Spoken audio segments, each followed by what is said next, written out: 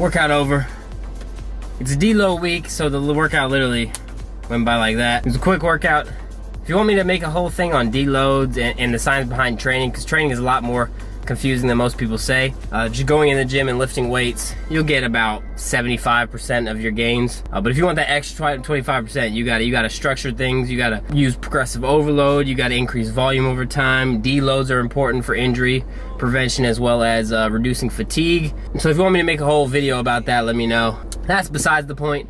Today's video is about what happens when you cheat and the cycles through that.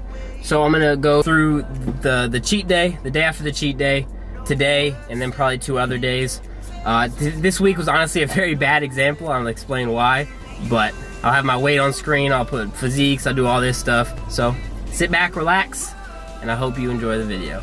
Don't forget to like, comment ideas down below, and subscribe. All right. This girl next to me is watching me. This is awkward. Alrighty, welcome back to yet another video. I got my cheat sheet ready. So let's talk about cheat days. So before going into the cheat days, I want to quickly explain what my diet is like right now so that you guys don't get confused and you understand the background of how I'm structuring stuff, and then you can take it as you wish. So as of right now, my diet is 4 to 5 days, very strict dieting. I have macros, I count those macros, I hit those macros 4 to 5 days a week, on point, no snacking, no crazy meals, nothing insane. And then I have 2 to 3 days where I am very lenient with what I eat. Sometimes I go crazy and eat 8,000-9,000 calories a day. Sometimes I'm very low and I just take it slow and eat 4,000 to 5,000 calories a day. So by doing that, what I'm really calculating is my overall weekly calories, and I'm making sure that is in a surplus. Know that I'm on a bulk, a very long bulk that is. So again, I calculate my weekly calories and I try to keep it somewhat normalized, but it tends not to happen. Quick, very informational statement. This is not the optimal way to live your life. This is not the way that you'll be the most healthy. This isn't the way that you'll build the most muscle. This isn't the way that you'll have the best fitness. This isn't the way that you'll have the best relationship with food. It's probably honestly one of the worst ways that you can diet. But for me, I have a good relationship with food. I understand how many calories I'm taking in. I track my weight. I'm very strict with everything on the rest of the day. Sometimes I calculate for it and I eat less on the other days so that I do normalize my calories by the end of the week. And I'm very structured. Most people will not be able to do this because they won't be structured as I am. So I do not recommend you do this. But if you can control all factors and make sure your weight's going up very steadily and you're not shooting up weight real fast, then it could be for you. I do it for one, it makes me really happy. It lets me take my girlfriend out on dates. I can go out with my family, I can go out with my girlfriend's family, and not have to worry about finding meals that I have to track, and being very lenient with food is really helpful for me on weekends. As well as it lets me put out great content. As of the past few cheat day videos, they've been getting a lot of views, thousands of views, as opposed to my regular videos that get 50 to 100 views on a good day. So that you understand my diet, that is my diet, that's how I'm working it right now. Eventually I will hit a point where I have some sort of mini cut and we'll go from there. But now let's start with the cheat day effects.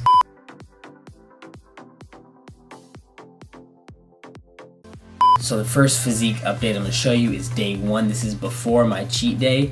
This is the day of my cheat day, but before I ate anything.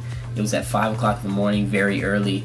It was 163.4 pounds. Keep in mind that this first video does have very different lighting than the rest of the videos.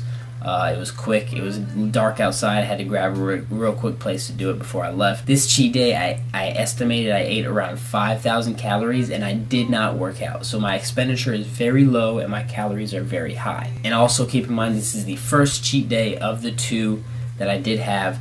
So that being said, I ate healthy for a long time, and then once I throw in this cheat day, I drink less water, I take in a lot more sodium, and it just throws my water retention all over the place. I retain a lot of water, I get bloated, I don't feel good, a lot of inflammation in my stomach, which can add to that quick weight gain.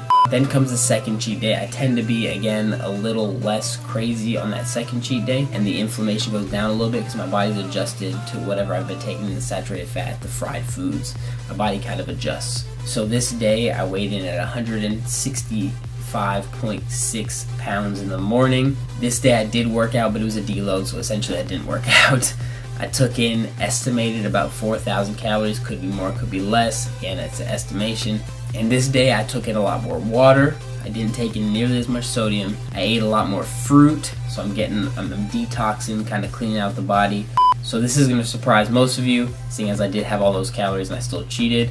What happened is the next day, which is day 3, this is post double cheat day, I weighed less than I did the day prior.